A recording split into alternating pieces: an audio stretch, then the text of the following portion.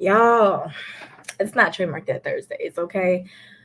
But it is time for me to clear some things up. So, of course, no representation is made that the quality of legal services to be performed is greater than the quality of services performed by other lawyers. And this is not intended to be an advertisement. But I gotta tell y'all something. I really gotta tell y'all something. And I'm telling you this not because I have to, but because I love you. I want you to be successful. And one thing that success breeds is people who are informed. So here goes, here goes. Let's get it, let's get it, let's get it.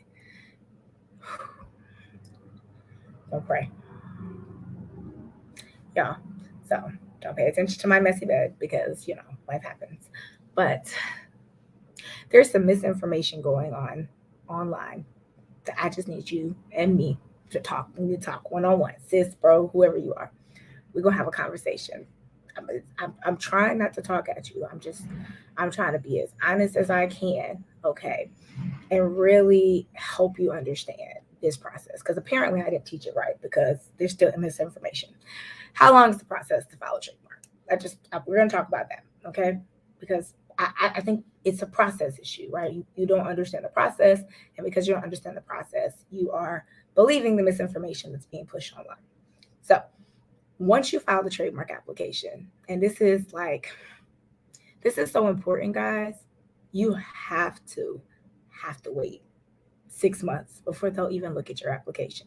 So even if you filed a trademark application today, it would take 6 months before they would even look at it. And some of my clients, they've been waiting like 7 months. Like they are slow, they are behind because everybody and their mama decided to file applications during the pandemic.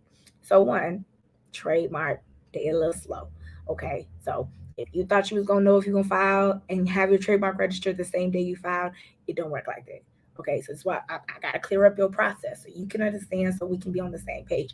Because I want you to be successful, but I also don't want you to on the internet spreading this misinformation because it's misinformation. Okay, there may be other exception rules that allows for certain things to pass through, even if you filed late or even if you did not say something early enough.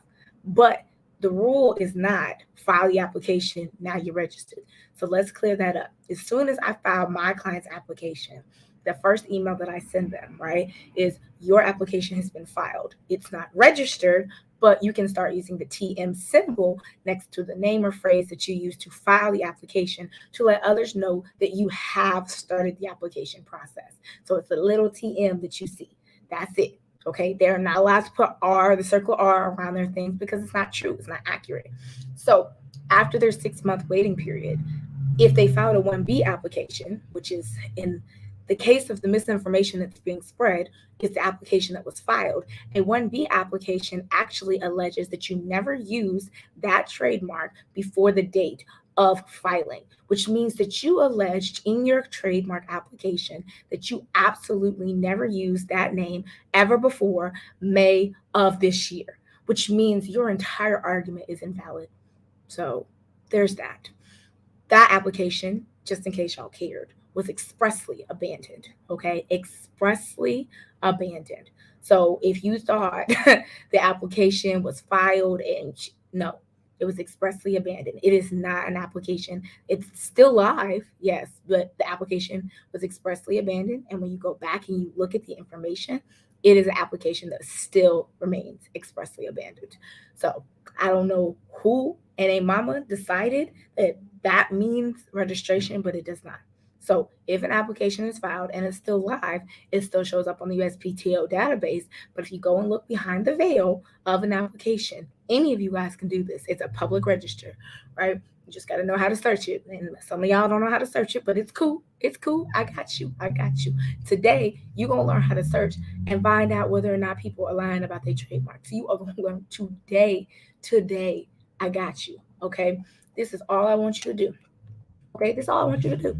I want you to put this in your search bar. I want you to go to the thing that says free form search. Okay. You're going to go to trademarks, USPTO /trademarks. You're going to click search TESS records, and you are going to put this exact wording, copy it verbatim.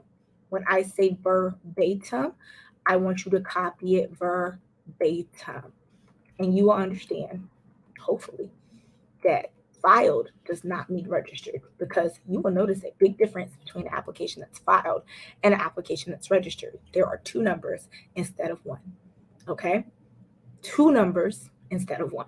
So if you go and search the trademark database, because I don't file anything for my clients unless I've searched the database. Okay. So I have searched the database.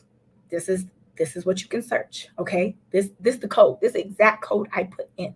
Okay. This gets rid of and eliminates all other extraneous information. I've even searched the individual parts just to see. Okay. This is what was filed.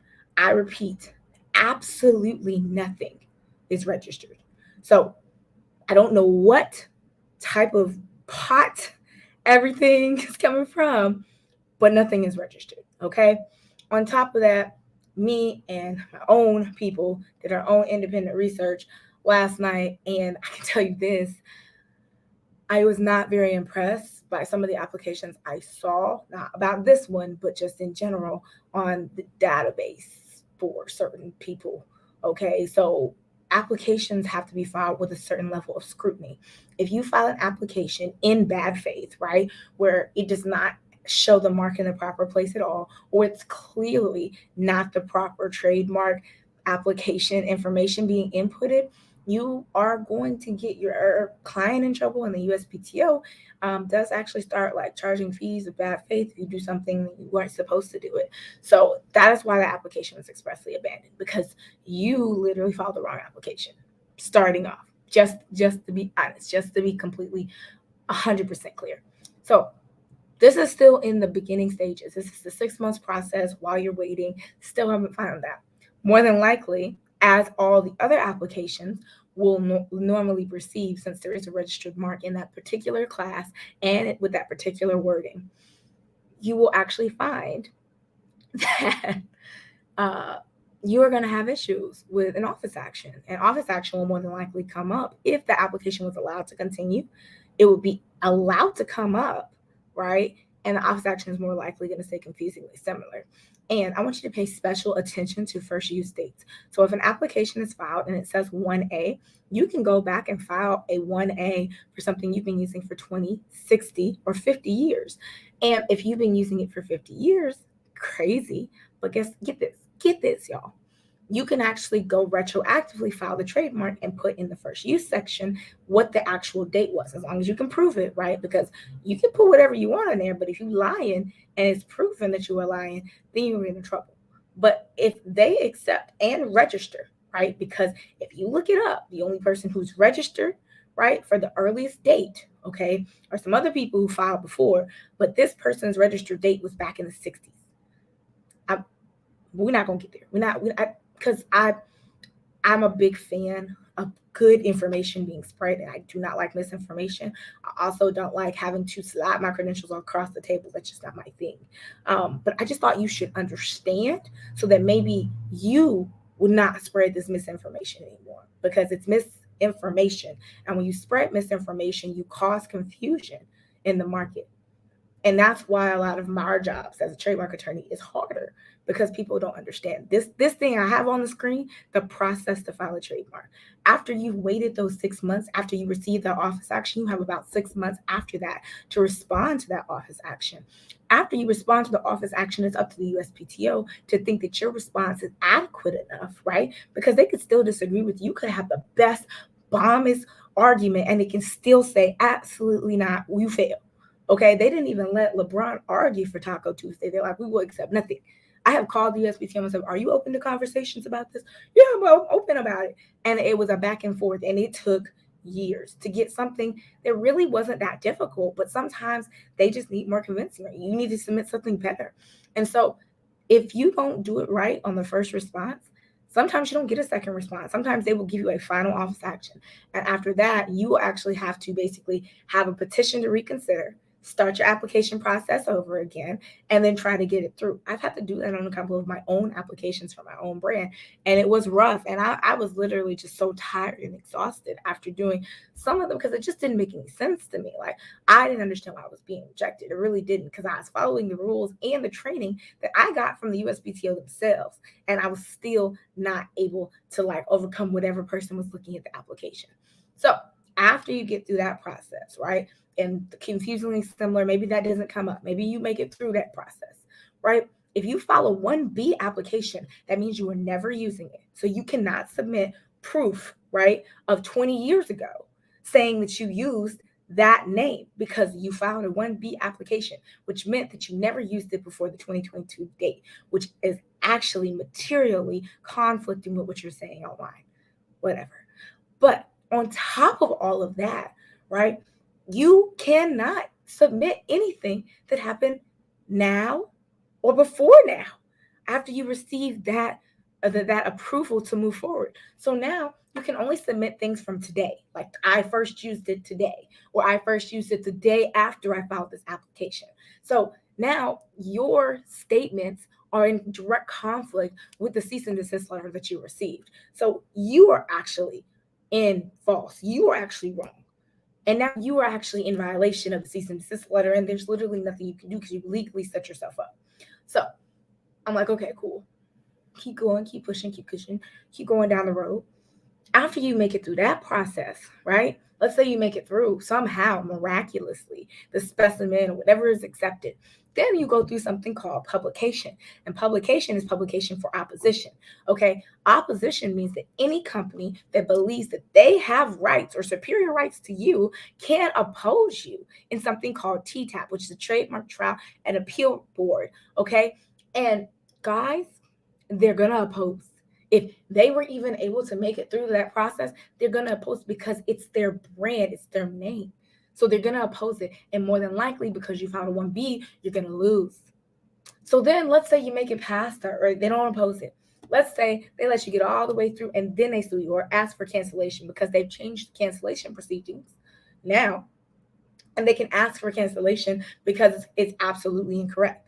Now, the USPTO doesn't always get it right. Sometimes they let things go to publication that might not need to go to publication, but it's up to you to fight the legal battle to determine that. Because McCurry versus McDonald's, I mean, everyone thought McCurry was infringing on McDonald's. 8 years later, McDonald's actually had to pay McCurry for all the trouble they caused them. But it was 8 years of a case. So then after we get through all of that, you still ain't got the certificate. So I just want to put this into perspective for you guys. If you file something in May, add 6 months to it, which it will give you November. You will probably won't get anything back till December, maybe January of the following year, before you even know what they're going to do with your application. And if they give you office action, you still got to do some work to get that application approved. I say all this to say, guys, stop believing things you read on the internet and go research it for yourself. Stop reading articles and go research it for yourself. Go look at the database. The database is public record. If you don't know how to search the database, I mean, we do search courses. Every attorney I know can tell you exactly what you can do, but I already told you what to put in there. Okay, click uspto.gov/trademark. Put in, after you click search TESS records at the bottom, right? You're going to click the one that says free form. You're going to put in this exact phrasing and you'll be able to see what I see. And you will see that absolutely none of the registered trademarks with that wording are registered under you know who. And I don't like misinformation online. I don't like people lying online. I don't like arguing with people online. I like good information because good information is kind of like how I got here, like providing good, accurate information. So if you find something different, let me know. Definitely open to critique and vision and all this setting. But like what you read on articles must be fact checked. And people who are putting stuff on articles, please fact check it. Go get a trademark attorney on your staff or something to check. This issue is messy. It's messy. I said that yesterday, but I'm going to say it again today. This issue is messy. And when I mean messy, I mean messy. I don't understand why you would wait this long to fact check what you're doing. It's going to come out. It's going to come out that there's nothing actually owned. It's just filed. and everything that was filed was abandoned or expressly abandoned. I just feel like I had to say that for y'all today. And whether or not you believe in your trademark, that's not even the big deal for me. What matters for me is that you are doing things and you are providing accurate information. I hate misinformation. I hate when people take shortcuts and they don't do the trademark process the way they're supposed to, or they're not doing the fullest extent of search, and they're just like kind of like winging it. Winging a trademark application is not for you. It's not. It might be for someone else, but it's not for you. It doesn't serve you in the long run, and it makes you have egg on your face later on as a brand if you're incorrect in your assumption that winging it was going to help you. You can't wing it. You can't illegal zoom your way through trademark applications. I mean, you can, but then you get on the internet and you say stuff like, I registered, I own it. You don't own nothing. You own nothing. You own nothing. At common law, maybe you own rights of usage, but you don't own rights of usage after someone files and gets it registered. You have to fight for your common law rights of usage. Everyone owns common law rights of their name, but it's up to you to prove that first use precedes their first use, in which case your common law usage rights would prevail. But again, you can do this. You can make a name for yourself, definitely. But if you take this approach that you feel like people should tell you, you're old enough and brilliant enough to be able to figure out whether or not something is already protected or not. You are. Because if you knew they existed back then, you also could have made a shift. The thing is, it's a two-pronged sword. Like, I understand there may be some legal, jargon or legal reasoning, right, that may prevail. This may open up like the whole conversation about it being implicit, being, some type of permissive use. But that's a conversation to be had in a courtroom. Like, we as public record and public opinion, it's not a codified rule that I can find. There are rules on the trademark database, on T-tab, on everything. There's the rule of exhaustion. There is implicit consent. There's all sorts of stuff. But what I have not found is the exact play-by-play where somehow magically, because you file for a trademark, you now own the trademark. I have never, and I repeat, never seen that rule. So I just need people on the internet to stop spreading misinformation. If you want to admire someone for doing good work with their brand, admire them for also spreading good information that's reliable, because reliable information beats misinformation every single day. So I don't know me, right? And I don't know you, but I can tell you this. I can't stand it when people don't have good information. It just bothers me. It grinds my gears. My clients literally like, Nina, I just wanted to know, like, can you help me understand? Like, I would much rather you come to me and ask these questions about random things happening in the news than like not. Okay. And then just make assumptions what you read off articles. Articles are .com. Okay, and that's not saying that a .com can't be accurate, but they're commercialized, sensationalized, meant to sell. Okay, make sure that you .edu and .gov and .org check as well. Make sure you know the rules for yourself, because if you don't know the rules, then you're just relying on other people and hoping that they know the rules more accurately. That's not really a approach to life. It's kind of lazy, and frankly, just misinformation, y'all. Stop spreading misinformation. And if you don't know, right, the process or how long the process is to form an LLC, how long the process is to file a trademark, right? Like, I got you. Okay. Like a LLC, you could probably do in a day. A trademark, you cannot. It is a 12 to 15-month process. So whoever's been telling you that, please tell them to stop, because they're wrong. And you can just say, like, go check your facts on uspto.gov/trademarks. Before you tell anybody anything, go check your facts. You have the ability to do that. I am not the only one with the ability to go and search the internet. I might know it better than you, but if you really want to find out the information and you really want to learn how to search the TMEP and the USPTO database and the TESS records, you could. But a lot of you choose not to. You just read stuff on the internet and it's lazy. Stop being lazy. Okay. Learn the answers for yourself.